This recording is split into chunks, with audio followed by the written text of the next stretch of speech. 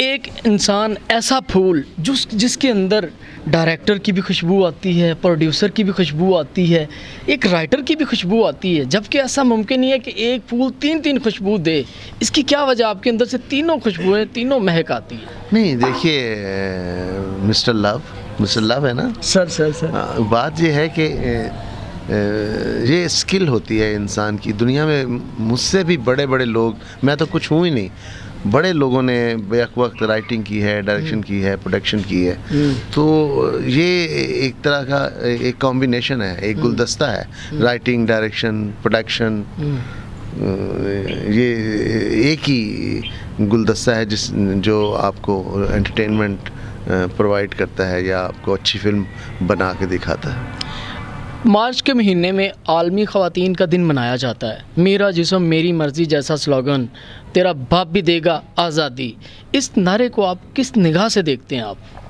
मैं कोई controversial answer नहीं करना चाहता, इसलिए कि यहाँ एक बात के बहुत सारे मायने निकाल लिए जाते हैं। मैं कोई बात कहूँगा उसका मतलब कुछ और निकाल लिया जाएगा, तो लिहाजा अपने दामन को बचाता हूँ। इसका जवाब आप खुद ही दीजिए।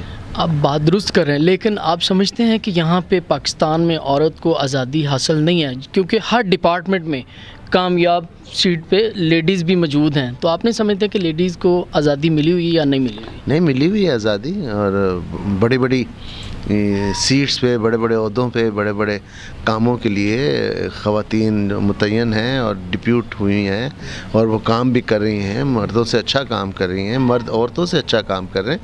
ये एक कॉम्बिनेशन है। किसी भी सोसाइटी में अगर आप देखें, औरत अगर नुमाया नहीं है तो वो सोसाइटी नुमाया नहीं है। तो लिहाजा ये खामखा की बहस है, तो इसमें मैं तो पढ़ता नहीं। उम्र के इस हिस्से में जवानी ज़्यादा याद आती है या बचपन? नहीं, मैंने जवानी भी अपनी बहुत एंजॉय की, बचपन भी बहुत एंजॉय किया, बहुत काम किया। वो सीखने का अमल रहा है।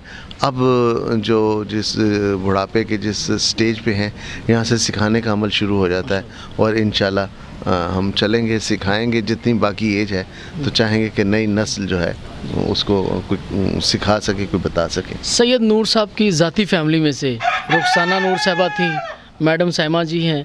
अब आप तीनों के अलावा और भी कोई शोबिज़ इंडस्ट्री में है? हाँ, मेरा बच्चा जो है शाजिल नूर, वो मेरे साथ काम कर रहा है और इंटरेस्ट ले रहा है बहुत, और दुआ है कि वो उसकी स्किल जो है वो भरपूर फ्यूचर के हिसाब से अच्छी बन जाए। वो सैयद नूर साहब के बेटे हैं, इस वजह से उनका अच्छा मुस्तकबिल बन सकता है, या अपनी विल पावर पे, अपनी मेहनत पे? नहीं, कतई नहीं। सैयद नूर का बेटा है तो वो नालायक भी हो सकता है। वो अपनी सलाहियत, अपनी जो अल्लाह ताला ने उसको जहानत दी है, उसको अगर वो बरोकार लाएगा और उसमें कामयाबी हासिल करेगा तो वो कामयाबी होगी। मेरे पाँव पे के निशानों पे पाँव रख के चलेगा तो मैं नहीं समझता हूँ कि वो फ्यूचर में वो काम कर सकेगा जो हमने पास्ट में किया है। शोबिज़ इंडस्ट्री में आने के लिए हुस्न या एक्टिंग, कौन सी चीज़ ज़्यादा मैटर करती है? शोबिज़ टैलेंट, हुस्न कोई चीज़ नहीं है, और टैलेंट बहुत बड़ी चीज़ है। टैलेंट आपका, हसीन लोग नहीं भी होते, उनमें टैलेंट होता है। एक्टिंग का तो वो अपना निशान नक्श छोड़ देते हैं जो भी काम करते हैं। तो लिहाजा टैलेंटेड होना वही एक आपको लेके आ सकता है इस फील्ड में आगे।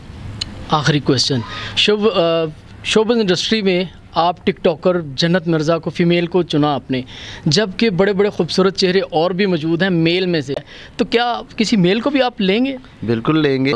मैं देखूंगा अगर वो मेरे किसी रोल में आते हैं तो उनसे भी रिक्वेस्ट कर लेंगे, आए भी आप फिल्म करें। रिक्वेस्ट आप करेंगे इतने बड़े, और आप रिक्वेस्ट करेंगे? हाँ, बिल्कुल रिक्वेस्ट करेंगे। कोई हुक्म शुक्म देना मेरी फितरत में शामिल नहीं है। बेहद शुक्रिया आपका जी, बहुत शुक्रिया जी। अस्सलाम वालेकुम।